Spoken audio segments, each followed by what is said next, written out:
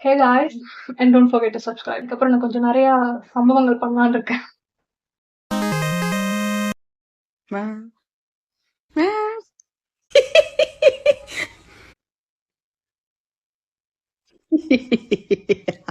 Life கத்தி குத்துகள். Maybe life கத்தி குத்துன்னு சொன்னோன்னா மேபி இட்ஸ் நாட் பிசிக்கல். சொல்ல வர கருத்து என்னன்னா, நம்மள நிறைய வந்து மென்டலி போட்டு தாக்கிருப்பாங்க நிறைய பேர். என் லைஃப் கத்தி குத்து அப்படின்னு சொல்லிட்டு நான் பேசணும் அப்படின்னா நான் சின்ன வயசுல இருந்தே பேசலாம். உனக்கு வலிக்கல? ஆரம்பத்துல வலிக்கதான் செய்யும், போக போக உடம்பு மறுத்துரும் இல்ல. ஹைலைட் ஆஃப் தி ஸ்டோரி அப்படின்ற மாதிரி ரொம்ப முக்கியமான என் லைஃப் கத்தி குத்த பத்தி நான் கொஞ்சம் டீட்டெயிலாக சொல்லணும். அப்படி என்றால் என்னன்னா வந்து கூட ஒரு சீனியர் அண்ணன் அக்கா அந்த மாதிரி சீனியர் இருந்தாங்கன்னா இதை நீங்க எக்ஸ்பீரியன்ஸ் பண்ணிருப்பீங்க. சீனியரா இருக்கவங்களுக்கு வந்து ஒரே ஓவர் பார்ஷியாலிட்டியா இருக்கும் வீட்டுல. என்னடா இது ஒரு கிண்டர் ஜாய்க்கு சண்டை, சைக்கிளுக்காக சண்டை போட்டிருக்கோம். வந்து அவன் அண்ணன், அதனால அவன் சைக்கிள் எடுத்துட்டு போவான் அப்படின்னு சொல்லிட்டு அவன் போயிட்டு ஃபர்ஸ்ட் சுத்திட்டு வருவானா, அதுக்கப்புறம் சைக்கிள் வந்து நான் எடுத்துட்டு போய் சுத்தணும். அந்த மாதிரி எல்லாம் வந்து நிறைய கத்தி குத்து. உனக்கு என்னடா மரியாதை? லங்கா கட்ட உருட்டு வந்தானே நீ. இப்ப ரொம்ப யோக்கியம், நீ உருட்டல. அது எப்படின்னா, அவனுக்கு வந்து ஒரு 5 ஸ்டார், எனக்கு எக்லஸ் சாக்லேட். அவன் ஒரு கார் வாங்கிட்டா நீ ஒரு மோரை கூட வாங்கல. அந்த மாதிரி தான் போயிட்டு இருந்தது. ஓகே, வீட்டுலதான் நடக்குது. மேபி நான் ஸ்கூலுக்கு போறேன். ஸ்கூலுக்கு போய் வந்து நமக்கு ஃப்ரெண்டுன்னு ஒரு ஜீவன் இஷ்டத்தெல்லாம் போய் சொல்லலாம்னு நினைச்சா சொல்லுவோம். ஆனா அந்த பக்கத்துல இருந்து என்ன ரிப்ளை வரும்னா, நானே 1008 பிரச்சனையில இருக்கேன், உன் பிரச்சனையை விட எனக்கு பெரிய பிரச்சனை எல்லாம் இருக்கு, நீ உன் வேலையை பார்த்துட்டு போடி அப்படின்ற மாதிரி எனக்கு தெரியுது நீங்க எது சிரிக்கிறீங்கன்னு. கத்தி குத்து. இவனுங்கதான் வந்து வீட்டுலதான் இப்படி நடக்குதுன்னு அங்க போய் சொன்னா அவனுங்க அதுக்கு மேல பண்ணுவானுங்க. சரி, அதுக்கப்புறமா வந்து ஸ்கூல் லைஃப்ல மேபி ஒரு டீச்சர் லெவல்ல ஒரு கத்தி குத்து அப்படின்னா, நான் வந்து 8ஆம் கிளாஸ் படிக்க போது இந்த ஒரு விஷயம் நடந்துச்சு என் லைஃப்ல. சைட் பெஞ்ச் போட்டிருப்பாங்க. அந்த சைட் பெஞ்ச்ல நான் உட்காந்துருப்பேன், என் ஃப்ரெண்ட்ஸும் அந்த பக்கம் பாய்ஸ்ல உட்காந்துருப்பாங்க. அன்று ஒரு நாள் என்ன ஆச்சு அப்படின்னா, பிஹைண்ட் த சீன் வந்து ஆக்சுவலா நடந்துட்டு இருக்கு. பிஹைண்ட் த சீன் வந்து மேத் கிளாஸ் போய்கிட்டு இருக்கு. என் மேத் டீச்சர் கிளாஸ் எடுத்துட்டு இருக்காங்க. அது என் ஃப்ரெண்டு வந்து ஒரு சில்லியான காமெடி பண்ணான். ஸோ சொன்னது வந்து சரி வேணாம், கிளாஸ் டைம்ல வேணாம், மேக்ஸ் டீச்சர் பார்த்தா முடிஞ்சுது, ஸோ வேணாம், அவன் அப்புறமா திருப்போம்னு சொல்லிட்டு இப்படி தலையை ஆட்டிட்டு ஒரு சிரிச்சேன். அந்த சிரிச்சதை என் மேத் டீச்சர் டக்குன்னு திரும்பி பார்க்க, அவங்க டக்குன்னு ஒரு பாட்டை எடுத்து விட, பூச்சி கூப்பிடும் போது பூவே ஓடாதே, நான் சொல்லப்போது மேபி கத்தி என் பக்கம் திரும்பிச்சு. பாட்டை பாடணுன்னே எனக்கு கொஞ்சம் டவுட் ஆச்சு. ஓகே, நம்மளதான் ஏதோ டார்கெட் பண்றாங்க போலன்னு. அப்படியே சைட் பெஞ்ச்ல இருக்கவங்களுக்கு எல்லாம் வந்து பட்டர்ஃப்ளை பறக்குமே. என்ன ரசிகா 2 பொண்ணுங்க சிரிச்சோம். ஆனா டார்கெட் பண்ணது என்ன, ஏன்னா 2 நாளைக்கு முன்னாடி தான் ப்ராக்ரஸ் மீட்டிங் முடிஞ்சு எங்க வீட்டுல வந்து எல்லாம் போட்டு கொடுத்துட்டு போயிட்டாங்க. வீட்டுல ஒழுங்கா படிக்க மாட்டா, ஊர் சுத்துறா, அப்படி இப்படி நிறைய. ஏன்னா அந்த டைம்ல வந்து கொஞ்சம் நான் ஆவரேஜ் ஸ்டூடெண்ட் இருந்ததுனால இவ்வளவு திட்டு ஏதாவது உரைக்குதா பாரு, திட்டு ஏன் வாய்தான் வலி. என்னோட உண்மையெல்லாம் சொல்லிக்கிட்டு இருக்கேன். ஓகே, பரவாயில்ல, நம்ம மேபி நம்ம கழிச்சு சொல்றோம். ஓகே, பாத்துக்கலாம். பேய் இந்த ஓனான ஊருக்குள்ள விட்டா நம்ம ரகசியத்தெல்லாம் சொல்லி அசிங்கப்படுத்திடுவான். ஆள் நடமாட்டமே இல்லாத இடமா பார்த்து அடிச்சு சாப்பிடுங்க. அத வந்து அவங்க பர்சனலா 2 நாள் வச்சிருந்தாங்க. இந்த ப்ராப்ளம் நடந்தோடனே வந்து எல்லாருக்கும் முன்னாடியும் வந்து சொல்லி விட்டுட்டாங்க. எனக்கு கொஞ்சம் நிறைய சிரிக்க வேணாம்னு சொல்லுங்க, அசிங்கமா இருக்குன்னு.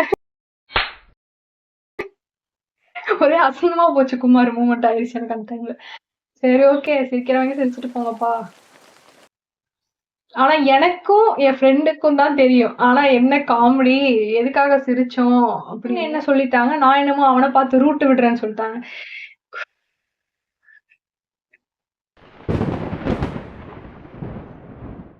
நல்ல ஒரு ஃப்ரெண்ட்ஸ், ஒரே ஸ்கூல்ல படிச்சா, ஒரே கிளாஸ்ல குடிச்சோம்டா. இப்ப திடீர்னு அப்ப புரியல, இப்ப புரியுது. நாங்க சிரிச்சது வேற, அவங்க சொன்னது வேற, மேபி கன்வே ஆனது வேற. போக, நான் எதுவுமே சொல்ல விரும்பல. இதுல வந்து எக்ஸாம் நடந்துச்சு. அதுல ஏதோ ஓரளவுக்கு மார்க் வாங்கி, ஏன்னா நான் ஆவரேஜ் ஸ்டூடெண்ட்னால அப்புறமா வந்து நிறைய நோட்டீஸ் பண்ண ஆரம்பிச்சேன். லைஃப்ல வந்து என் கூட இருந்து நிறைய பேர் என்ஜாய் பண்ணவங்க எல்லாம் வந்து காணும் ஆளையே. நீலாம் யாருன்ற மாதிரி கேட்டுட்டு போயிட்டாங்க. ஓகே, இதுக்கப்புறமாவது நம்ம லைஃப கொஞ்சம் சீரியஸா எடுத்து, ஓகே நம்ம லைஃப்காக நம்ம ஒர்க் பண்ணாதான் வந்து இதுவுமே நல்லா நடக்கும் அப்படின்ற மாதிரி நான் உணர்வு கொடுக்க சொன்னேன்.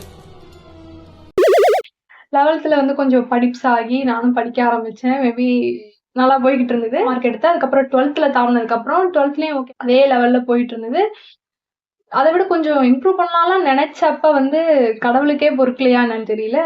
கோவிட் வந்து எல்லாரும் வீட்ல உட்காந்துட்டோம். ஸோ என்ன வீட்லயே கிளாஸ் போச்சு.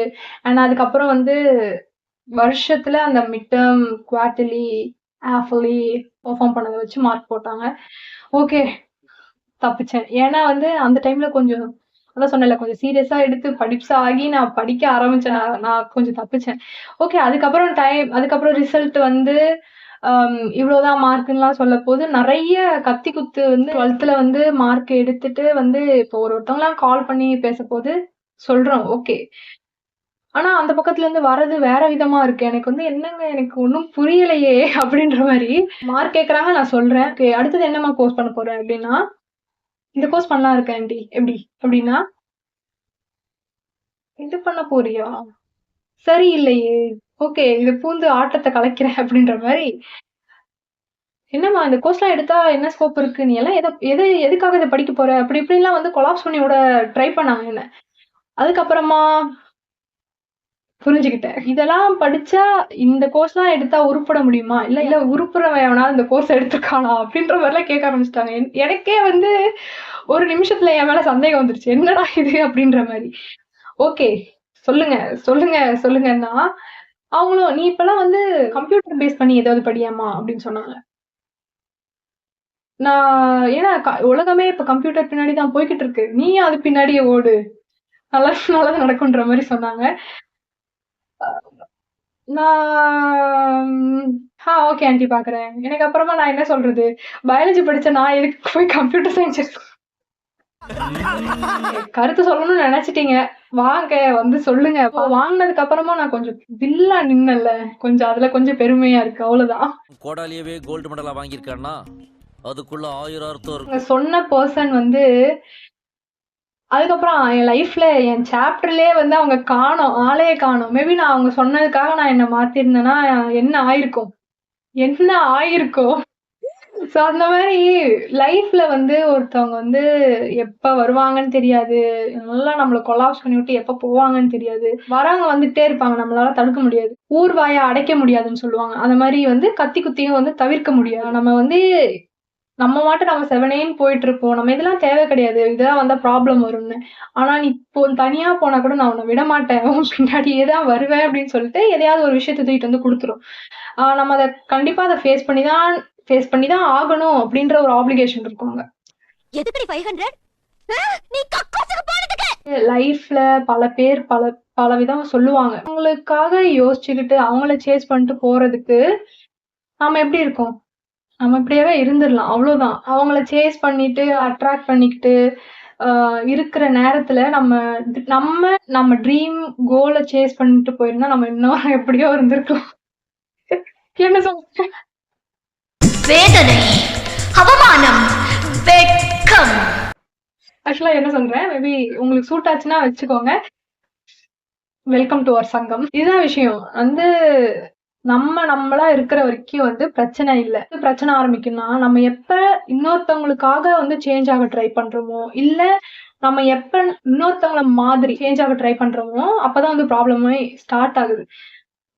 நம்மளா இருக்கிற வரைக்கும் எந்த ப்ராப்ளமும் ஆரம்பிக்காது. ஸோ இந்த மாதிரிலாம் நம்ம வந்து கொஞ்சம் காலியா சொல்ற மாதிரி, ஆக்சுவலா ஒரு புல்தடிக்கு பயில்வான் மாதிரி நம்ம ட்ரை பண்ணி போய் ஏதேதோ வந்து மாறும். ஸோ இருக்கிற வரைக்கும் நம்மளா இருப்போம், அவங்க அவங்களாவே இருக்கட்டும். நம்மளும் அவங்களுக்காக சேஞ்ச் ஆக தேவையில்ல, நம்ம அவங்கள மாதிரியும் சேஞ்ச் ஆக தேவையில்ல, நம்மளாவே இருப்போமே. ஏன்னா அவங்கவுங்க லைஃப் ஸ்டைல் வேற, வாழற விதம் வேற. பிடிக்கிற விஷயம் எனக்கு பிடிக்கணும்னு அவசியம் இல்லை, எனக்கு பிடிக்கிற விஷயம் உங்களுக்கு பிடிக்கணும்னு அவசியம் இல்லை, அவ்வளவுதான். சோ நம்மளா இருந்துட்டு போவோம், முடிஞ்ச வரைக்கும் நம்மளா இருந்துட்டு போவோம். அதாங்க மேட் வந்து ஒரு ப்ரெஷியஸான ஒரு ஜெம். அது ஒருத்த வந்து உங்களுக்கு தெரியாது வந்து போட்டு லைஃபை காம்ப்ளிகேட் பண்ணிக்கிட்டு சிம்பிளான ஒரு லைஃப் இவ்வளவுதான் அப்படின்றப்ப இதை போட்டு நான் காம்ப்ளிகேட் பண்ணி ரொம்ப எடுத்துக்கிறதுல எந்த ஒரு பிரயோஜனமுமே இல்ல. சொல்லப்போனா. இத்தனை வருஷமா என் கூட நான் டிராவல் பண்றேன். என்னையே நான் மதிக்க மாட்டேன். இந்த அன்னைக்கே கண்ணுகள்ல கத்திய விட்டு ஆட்டிட்டானே.